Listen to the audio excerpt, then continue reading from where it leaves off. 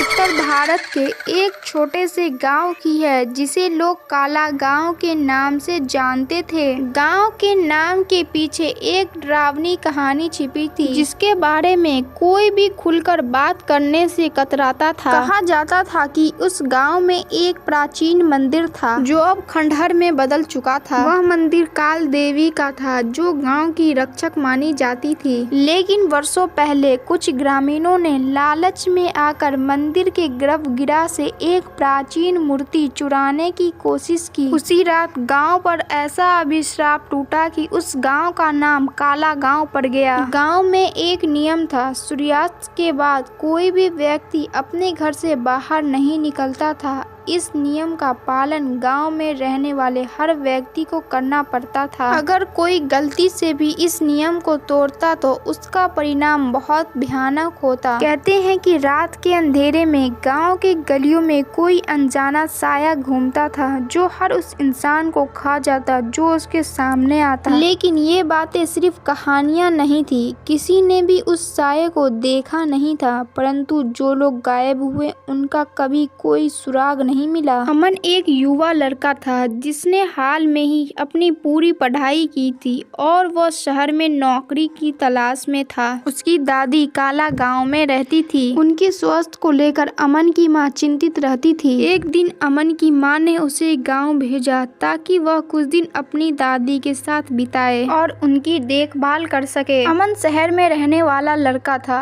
और गांव के अंधविश्वास में यकीन नहीं रखता था। उसने गांव के बारे में सुनी कहानियों को सिर्फ बकवास माना और वहां जाने का फैसला किया। गांव पहुंचने पर अमन की दादी ने उसे उन नियमों के बारे में बताया। उन्होंने अमन से कहा, सूरज ढलने के बाद कभी भी बाहर मत जाना, यहाँ कुछ ऐसा है जिसे तुम समझ नहीं पाओगे। अमन ने उनकी बात को मजाक में उड़ा दिया और कहा, दादी ये पुराने जमाने की बात है, मैं अब बड़ा हो गया हूँ। गाँव में तीसरी रात थी। अमन ने देखा कि गाँव वाले सूर्यास्त के समय अपने घरों में चले जाते थे और फिर घरों से कोई आवाज नहीं आती थी। सब कुछ इतना शांत और ठंडा हो जाता था कि अमन को अजीब लगने लगा। उस रात अमन ने तय किया कि वह बाहर जाएगा और देखेगा कि इस साये की सच्चाई क्या है। उसने अपनी दादी के सो जाने के बाद धीरे से घर का दरवाजा खोला और बाहर निकल गया। बाहर की हवा में एक अजीब सी ठंडक थी। गाँव की गलियां सुनी थी और चारों और सनसनाहट पसरा हुआ था। अमन धीरे धीरे गांव के खंडहर मंदिर की ओर बढ़ा